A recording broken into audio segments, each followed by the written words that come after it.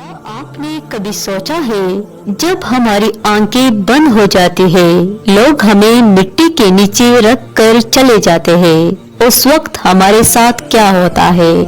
कब्र के पहले 24 घंटे वो वक्त जब इंसान अकेला होता है और सिर्फ उसके अमाल उसके साथ होते हैं।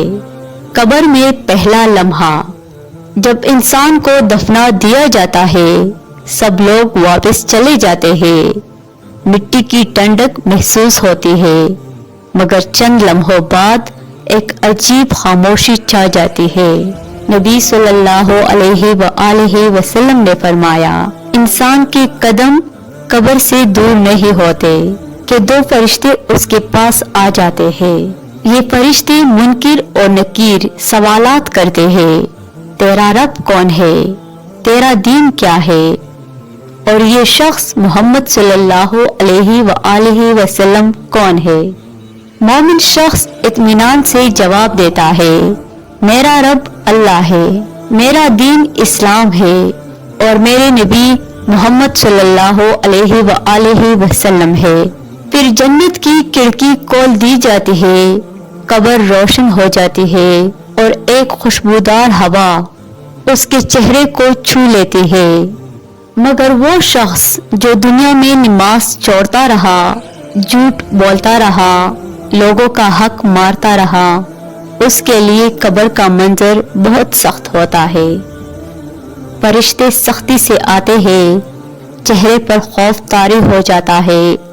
जब वो जवाब नहीं दे पाता तो कब्र तंग कर दी जाती है, यहाँ तक कि हड्डियां एक दूसरे में पेवस्त हो जाती है। नबी सल्लल्लाहु अलैहि वसल्लम ने फरमाया, कब्र या तो जन्नत के बागों में से एक बाग है या जहन्नम के गढ़ों में से एक गढ़ा। कब्र की पहली रात, कब्र की पहली रात सबसे ज्यादा सख्त रात होती है। दुनिया में तो इंसान अकेला नहीं रहता, मगर यहाँ जमीन के नीचे अंधेरा, खामोशी और तन्हाई होती है। मगर मोमिन के पास उसके नेक अमाल आते हैं, नमाज, कुरान, रोजा, सब्र और सदका। उस वक्त एक नूरानी चेहरा जाहिर होता है जो कहता है, मैं तेरा कुरान हूँ, तू घबराना मत, अब मैं तेरे साथ हूँ। दोस्तों, ये दुनिया सिर्फ चंद दिनों की मेहमान है। कब्र की पहली रात से बचने का सिर्फ एक ही तरीका है, अपनी जिंदगी को कुरान और सुन्नत के मुताबिक गुजार देना। आज की एक नमाज, एक दुआ, एक नेकी कल हमारी कब्र की रोशनी बन सकती है। ए अल्लाह, हमें कब्र के अजाब से महफूज फरमा और हमारी कब्र को जन्नत के बागों में से एक बाग बना दे। जब इंसान मिट्टी में दफन हो चुका होता है, उस वक्त तो फरिश्ते जमीन को चीरते हुए आते हैं। मुनकिर और नकीर, उसकी आवाज बिजली की तरह गरजदार, उनकी आंखें आग के शोलों की तरह चमकती है। वो बैठे हुए मुर्दों को झंझोड़ कर उठाते हैं और पूछते हैं, बता तेरा रब कौन है, तेरा दीन क्या है और तेरा नबी कौन है? मोमिन जवाब देता है, मेरा रब अल्लाह है, मेरा दीन इस्लाम है और मेरे नबी मोहम्मद सल्लल्लाहु अलैहि वसल्लम है। फरिश्ते कहते हैं, तूने सच बोला, सो जा उस नींद में जिसमें कोई खौफ नहीं।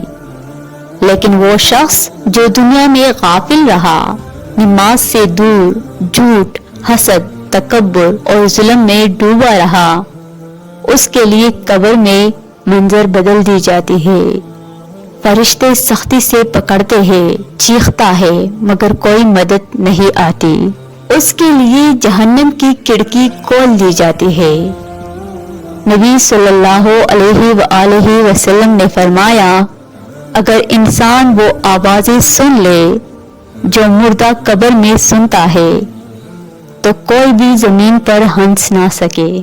एक मोमिन की कब्र खुली, रोशन और पुरसुकून होती है, खुशबू, रोशनी और फरिश्तों की सलामती।